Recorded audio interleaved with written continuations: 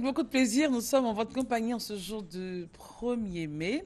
Et vous l'avez vu, en tout cas, si vous n'avez pas suivi donc l'entame de ce temps d'antenne, nous sommes aujourd'hui avec le groupement des sapeurs, pompiers militaires.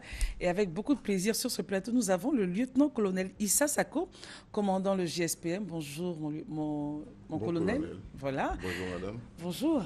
Et juste à côté de vous, le lieutenant-colonel Sylvestre Naclan, commandant en second, chef du bureau prévention. Bonjour mon colonel, merci d'être là. Et lieutenant-colonel Vadiawe Karamoko, chef du bureau opération instruction. Vous êtes avec nous ce matin. Et le médecin-colonel Noël Blewe Messokwame, médecin-chef du GSPM. Messieurs, bonjour encore une fois. Ou mes colonels, hein, parce que voilà, mes colonels, merci d'être là. Avec vous, nous allons comprendre un peu ce que c'est que ce métier. Tout ce que le commun des mortels sait, c'est que quand il y a un feu, il faut appeler les sapeurs-pompiers. Mais revenons à l'historique. Vous êtes créé en 1974. Mais avant cette année, comment ça s'est passé lorsqu'il y avait des sinistres? Bien, effectivement, le GSPM, Groupement des sapeurs-pompiers militaires, a été créé en 1974. Mais avant ça, il a existé des moyens pour pouvoir porter secours aux sinistrés. C'était à l'époque coloniale, c'était les gardes-cercle qui s'en occupaient. Ils n'avaient pas la formation spécifique et pour le l'équipement faire, aussi, peut-être. ni l'équipement, mais ils le faisaient de façon plus ou moins organisée.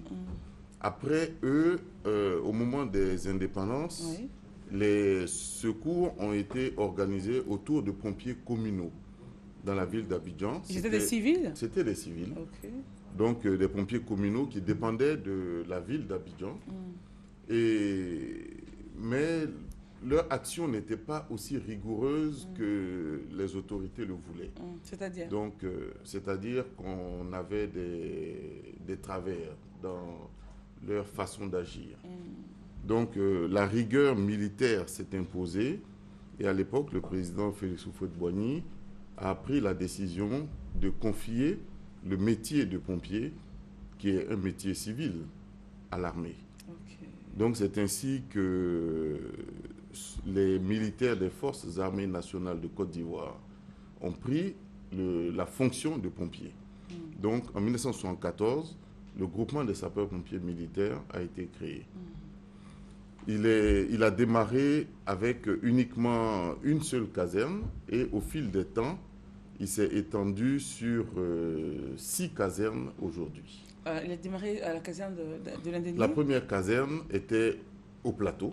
Elle était au plateau. Après, elle a été délocalisée sur le site de l'Indénié. Elle était à l'ancien emplacement de la cathédrale.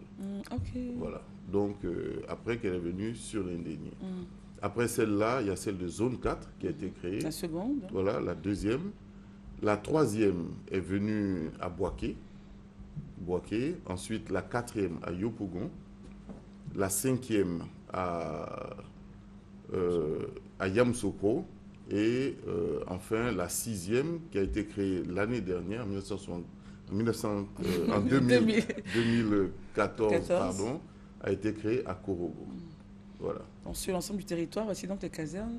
Pour l'instant, ce sont les casernes du GSP. Pour l'instant, hein, ça veut dire qu'il y a des projections. Il y a des projets, voilà, il y a un projet qui est en cours. Alors, vous restez en votre compagnie, nous partons à la réclame et on se retrouve dans quelques instants.